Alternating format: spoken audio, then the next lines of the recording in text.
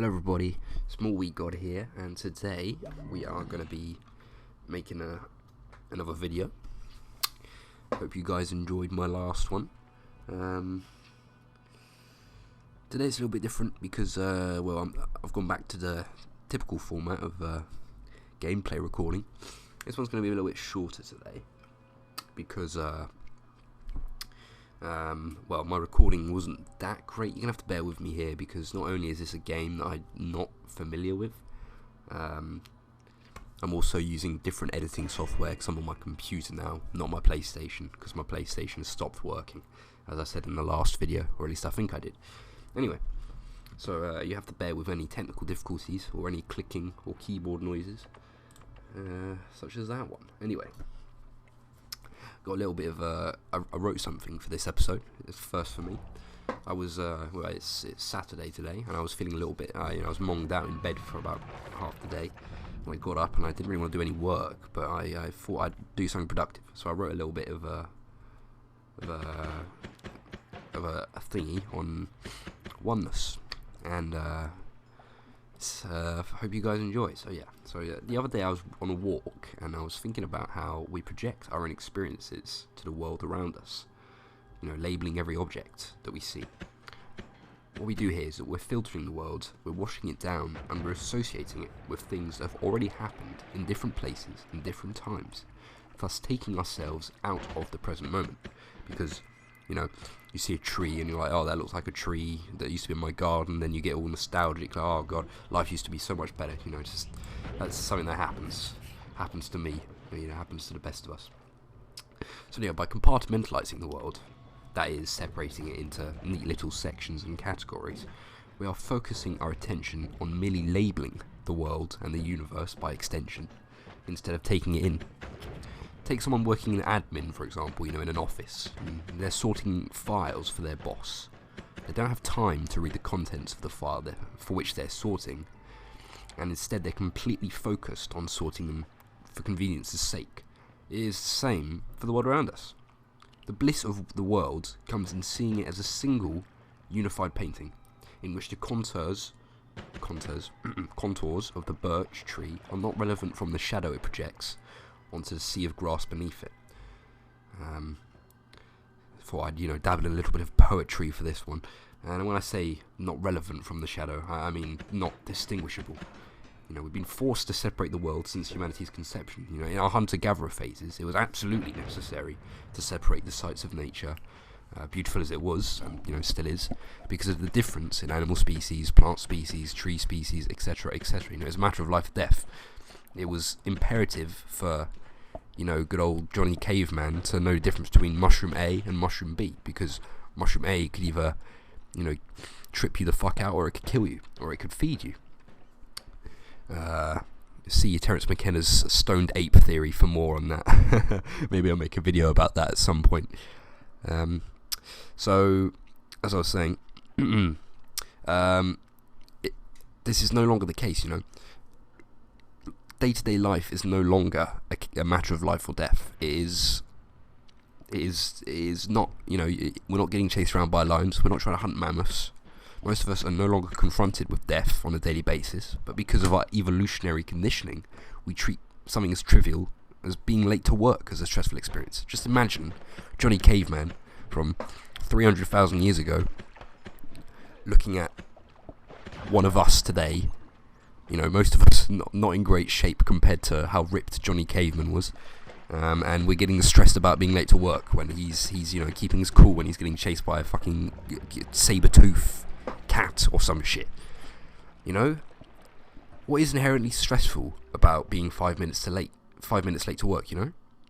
Because of our evolutionary conditioning, we treat minor things such as that, being late to work, as a stressful experience.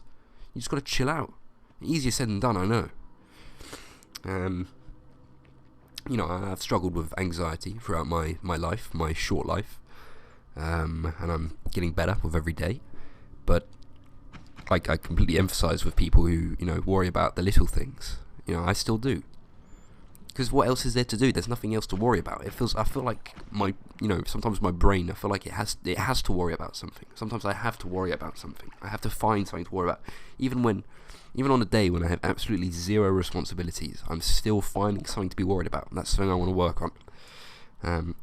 But of course, merely seeing the world as one, as I was saying about the birch tree and the grass, is only a fraction of the real end goal, which is to experience oneness.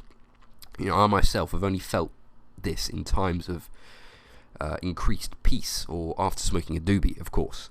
It can be described as feeling like a tree with your roots in everything around, nurturing the whole world. It's a really powerful feeling. The common denominator in all of those times I've felt that way was just pure love. I don't know why, but the feeling that overpowers all else in those moments, for me, was love. I'm being dead ass right here. Love traversing through the roots of everything. It was a really humbling experience. Every time I felt, I wish I could feel like that all the time. But it's not through wishing that you get the stuff you want. It's by doing. Maybe that's where meditation comes in, But this is where language comes in, actually. Perhaps the most ingenious invention ever, which propelled our species from being, one of the old warring apes to the top spot of the food chain, also happens to be one of the defining barriers from experiencing oneness. Like machines, we label the world as if we were residing within a factory, with the sights and sounds of the world coming in on the conveyor belt of experience for us to stamp with labels without even realizing. I was on a... Sorry, I've got a runny nose. Excuse me.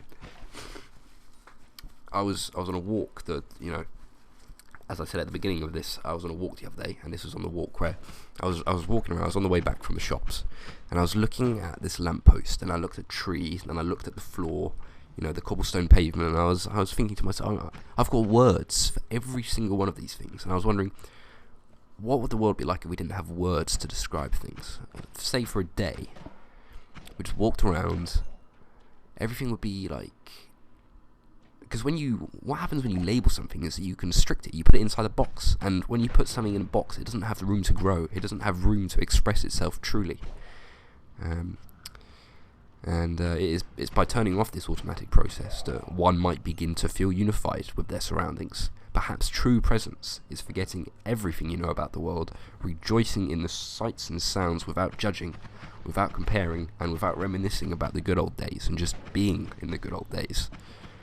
How wonderful would it be if one could feel nostalgic about the present moment? I always think about that, about what they currently are experiencing. It's just some food for thought,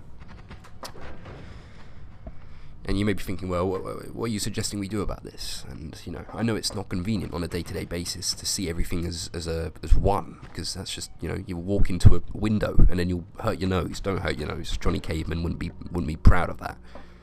But when you can relax, you should relax. And likewise, when you can see everything as one, see everything in its true beauty, and without judging, that's the most important thing. Don't judge your surroundings.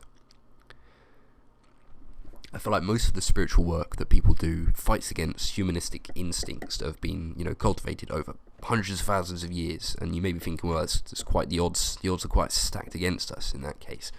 And yes, they are. But what fun would it be to climb a hill if it was flat?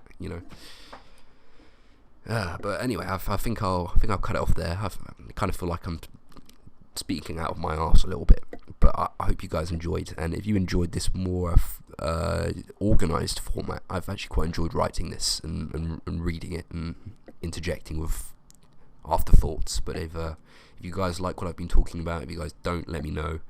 And thank you very much for watching, my dudes, my woman, my whatever you are. Have a good one.